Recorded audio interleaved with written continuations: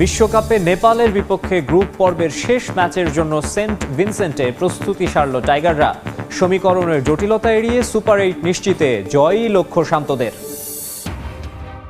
কাগজে কলমে সুপার 8-এর কক্ষপথে থাকলেও এখনও পুরোপুরি নিশ্চিত হয়নি বাংলাদেশের নাম। ডি গ্রুপ থেকে পরের রাউন্ডের দৌড়ে টাইগারদের সাথে কাগজে কলমে আছে সাড়ে সর্বনাশ। টি-20 বিশ্বকাপ থেকে তো বাংলাদেশের বিদায় হয়ে যেতে পারে রে ভাই। নেপালের কাছে হারলে আমাদের সুপার 8-এ ওঠার স্বপ্নটা। আসসালামু আলাইকুম সুপ্রিয় দর্শক বন্ধুরা, অবশেষে সুপার 8 নিশ্চিতের লক্ষ্যে আগামীকাল ভোরে মাঠে নামছে বাংলাদেশ। দর্শক বন্ধুরা, গ্রুপ পর্বের শেষ ম্যাচটি নেপালের সাথে মুখোমুখি হচ্ছে বাংলাদেশ। তবে নেপালের সাথে মুখোমুখি হওয়ার আগে বাংলাদেশের জন্য কিছুটা হলেও স্বস্তি এবং অস্বস্তি মিলে যাচ্ছে। দর্শক বন্ধুরা, এবার নেপাল যে চমক দেখিয়েছে সাউথ আফ্রিকার বিপক্ষে, এতেই বোঝা যাচ্ছে বাংলাদেশের জন্য কিছুটা হলেও কঠিন হবে।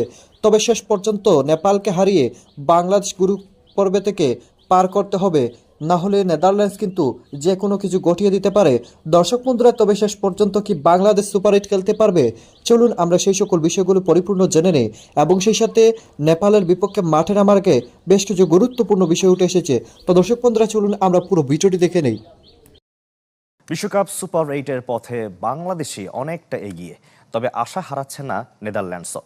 বাংলাদেশের যেখানে শুধুমাত্র জয় প্রয়োজন, সেখানে ডাচদের সামনে কঠিন সমীকরণ। শ্রীলঙ্কার বিপক্ষে জয় তো বটেই, তাকিয়ে থাকতে হবে ভাগ্যের দিকেও।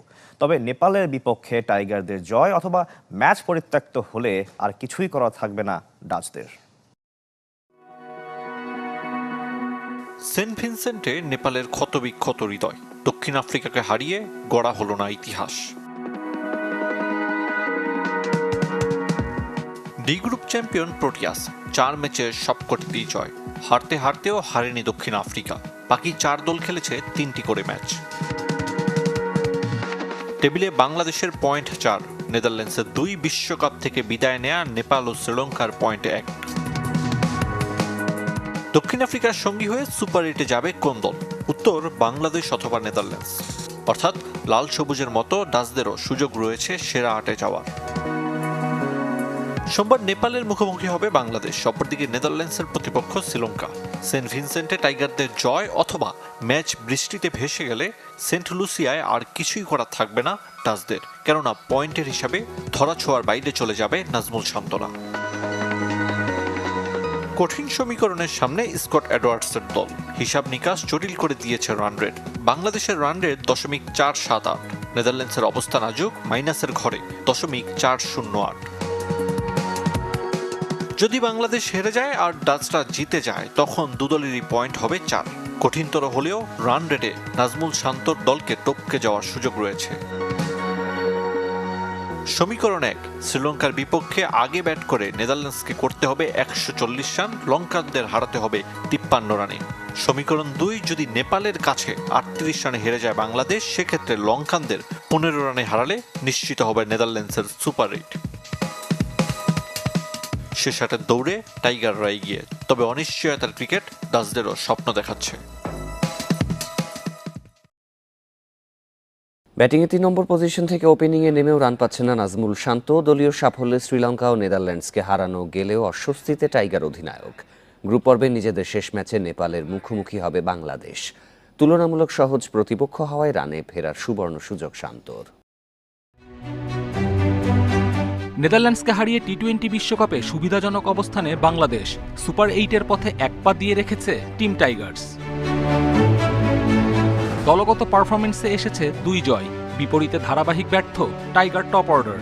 যুক্তরাষ্ট্র সিরিজ থেকে এ পর্যন্ত 7 ম্যাচেও থিতু হতে পারেননি লিটন তানজিদ তামিমরা।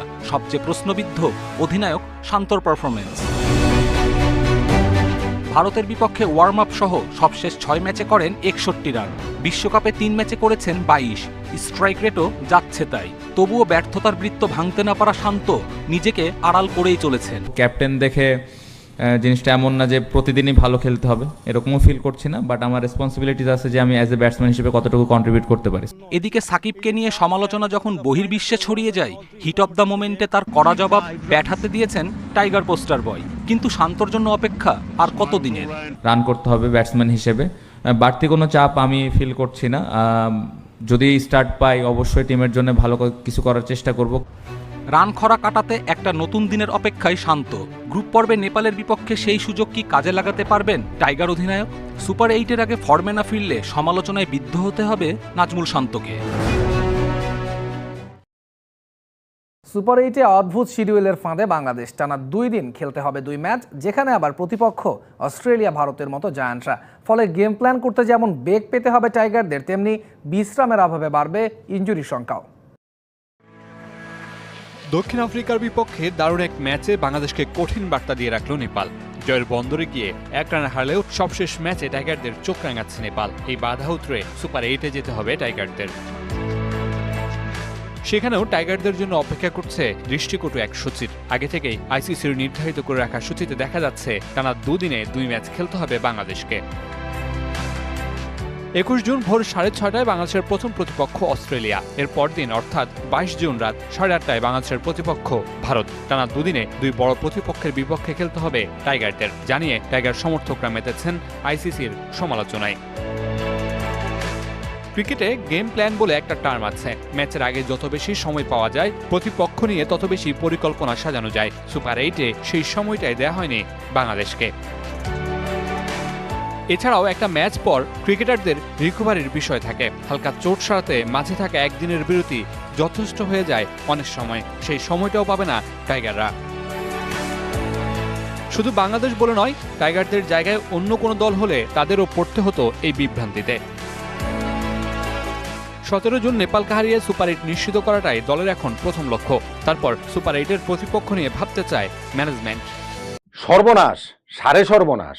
টি-20 বিশ্বকাপ থেকে তো বাংলাদেশের বিদায় হয়ে যেতে পারে রে ভাই। নেপালের কাছে হারলে আমাদের সুপার 8-এ ওঠার স্বপ্নটা শেষ হয়ে যেতে পারে। এখন নেপাল যেভাবে লড়াই করেছে সাউথ আফ্রিকার বিপক্ষে, শেষ পর্যন্ত গিয়ে হেরেছে মাত্র 1 রানে, তাতে নেপালকে আমরা হারাবো, নিশ্চিতভাবে হারাবো, এতটা জোর দিয়ে আর বলা যাচ্ছে না।